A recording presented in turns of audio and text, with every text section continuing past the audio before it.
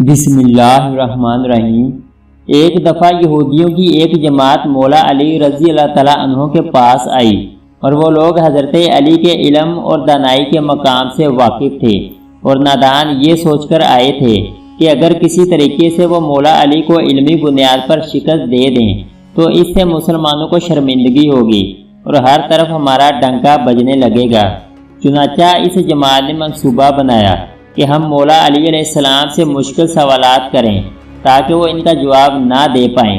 اس جماعت کے یہودیوں نے یہ بھی منصوبہ بنایا کہ اگر جناب علی ان کے سوالات کے جواب دینے پر فقط تیار ہی ہو جائیں اور جواب نہ بھی دیں تو بھی وہ جیت جائیں گے، کیونکہ وہ مولا علی پر شرط لگانے والے تھے کہ ان کے سوالوں کا جواب قرآن کی بجائے تورات سے دیا جائے، اور اگر باب علم اس بات پر راضی ہو گئے تو انہیں قرآن سے ہٹنا ہوگا۔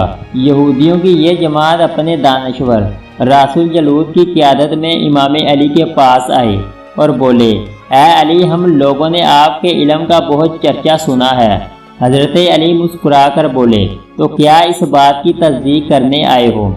رسول جلود بولا، ہم آپ سے چند سوالات کریں گے، آپ کو ان کا جواب ہماری کتاب تورات سے دینا ہوگا، اور اگر آپ نے سب کے سامنے ان سوالات کا ٹھیک جواب دے دیا تو ہم آپ کو باب العلم مان لیں گے۔ مولا علی نے یہودیوں کا چیلنج قبول کر لیا اور بولے، اگر میں تمہارے سوالات جو کہ میں ابھی تک جانتا نہیں ہوں کہ کیا ہیں ان کے جواب دینے میں کامیاب ہو گیا تو کیا تم لوگ اسلام قبول کر لو گے؟ یہودی اس بات پر آمادہ ہو گئے کہ اگر ان کے تمام سوالوں کے جواب انہیں تورات سے مل گئے تو وہ یہودی مذہب چھوڑ کر اسلام قبول کر لیں گے، اور یہ اس بات کی دلیل ہوگی کہ جن سے آپ نے علم سیکھا ہے وہ یقیناً اللہ کی طرف سے بھیجے گئے نبی ہیں۔ دونوں فریقوں میں معاملات طے ہو گئے اور سب لوگوں کو بلا لیا گیا تو یہودیوں کی طرف سے رسول جلود چہرے پر فاتحانہ مسکراہٹ لے کر فتح خیبر سے علم کے تکبر میں بولا، اے علی، اس ایسی چیز کا نام بتائیں جو خدا کے لیے نہیں ہے۔ یہودی یہ جانتے تھے کہ مسلمانوں کی کتاب میں درج ہے کہ ہر چیز خدا کے لیے ہے، اور اس بات کا جواب باب علم کے لیے دینا ناممکن ہوگا۔ مجمع میں بیٹھے تمام افراد سوچ میں ڈوب گئے کہ کائنات کی کوئی ایسی چیز بھی ہے جو خدا کے لیے نہ ہو۔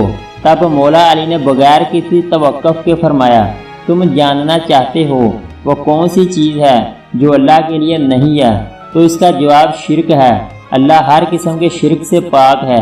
تمام مجمع جو بیٹھا سن رہا تھا بے ساختہ واہ واہ کہہ اٹھا۔ تو رسول جلود نے دوسرا سوال کیا اور بولا، اے علی، یہ بتائیے کہ وہ کون سی جگہ ہے جہاں اللہ موجود نہیں ہے؟ مولا علی بولے، اللہ ہر جگہ موجود ہے۔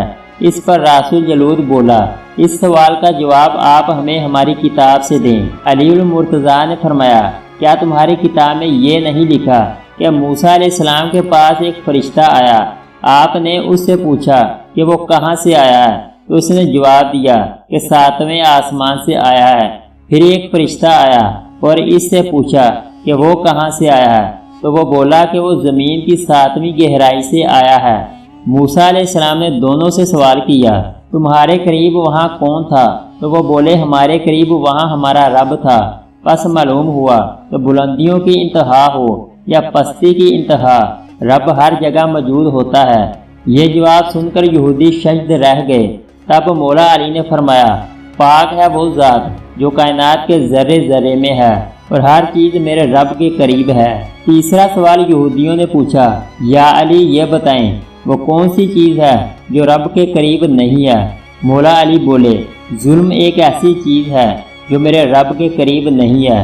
تیسرا جواب ٹھیک ہونے پر رسول جلود تھوڑا پریشان ہوا اور اپنی حکمت عملی بدل کر علمی سوال کرنے کی بجائے مولا علی سے تاریخی سوال کیا اور بولا، اے علی، اس چشمے کا نام بتائیں جو زمین پر پہلی مرتبہ جاری ہوا۔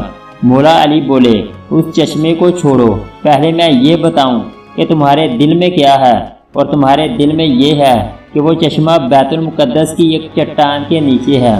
رسول جلود کے منہ سے بے ساختہ ہاں نکلا تو مولا علی بولے، آج اپنی اصلاح کر لو، کیونکہ زمین پر بہنے والا پہلا چشمہ وہ نہیں ہے جسے تم سمجھتے ہو۔ بلکہ زمین پر بہنے والا پہلا چشمہ وہ ہے جس سے حضرت خضر نے پانی پیا تھا اور اس سے آب حیات جاری ہوا۔ یہودیوں نے اس جواب کے بعد ایک اور تاریخی سوال کیا اور بولے، یہ بتائیں وہ کون سا پہلا پتھر ہے جو آسمان سے زمین پر اتارا گیا؟ اس سوال پر مولا علی بولے، تم لوگوں کے ذہنوں میں پہلا پتھر وہ ہے جو بیت المقدس میں نصب ہے، لیکن تم یہ بات بھول جاتے ہو کہ خانہ کعبہ بیت المقدس سے کہیں پرانا ہے اور حجر اسود اس وقت نصب کیا گیا جب خانہ کعبہ پہلی دفعہ تعمیر ہوا تھا اور وہی پہلا پتھر ہے۔ یہودی آپ کے جوابات سن کر ہمت نہ کر سکے کہ انہیں غلط قرار دیں، کیونکہ آپ ان کے جوابات انتہائی دلیل کے ساتھ دے رہے تھے اور ان کی اصلاح بھی کرتے جا رہے تھے۔ تب ان کے رہنما نے ایک اور مشکل سوال کیا اور بولے، یہ بتائیں وہ کون سی چیزیں ہیں جو مسلسل کم اور زیادہ ہو رہی ہیں؟ مولا علی بغیر کسی توقف کے بولے، تم اپنے ماہ و سال پر غور نہیں کرتے کہ ہر دن اور رات آنے والے دن اور رات سے پہلے مسلسل کم ہوتی ہے اور پھر مسلسل زیادہ۔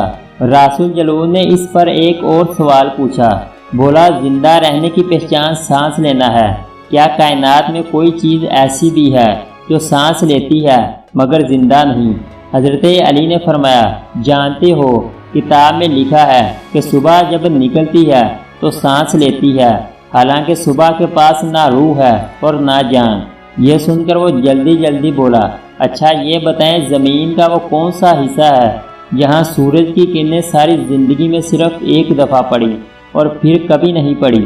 مولا علی نے فوراً جواب دیا، موسیٰ علیہ السلام نے جب دریا کو اپنے عصا سے 2 ٹکڑے کیا تو اس زمین پر سورج کی کرنیں پہلی دفعہ پڑیں، اور جب آپ گزر گئے اور پانی نے وہ راستہ بند کر دیا تو پھر اس جگہ سورج کی کرنیں دوبارہ کبھی نہیں پڑیں۔ اگلا سوال یہودیوں نے کیا، یا علی یہ بتائیں وہ کون سی 2 چیزیں ہیں جو ہمیشہ غائب رہتی ہیں اور وہ کون سی 2 چیزیں ہیں جو ہمیشہ حاضر رہتی ہیں؟ مولا علی بولے، آسمان اور زمین کی طرف دیکھو، وہ دونوں تمہیں کبھی غائب نظر نہیں آئیں گے، وہ دونوں ہمیشہ حاضر رہتے ہیں، اور موت اور زندگی کو ڈھونڈو تو تم دونوں کو غائب پاؤ گے اور تمہارے پاس ان کا کوئی پتہ نہیں ہے۔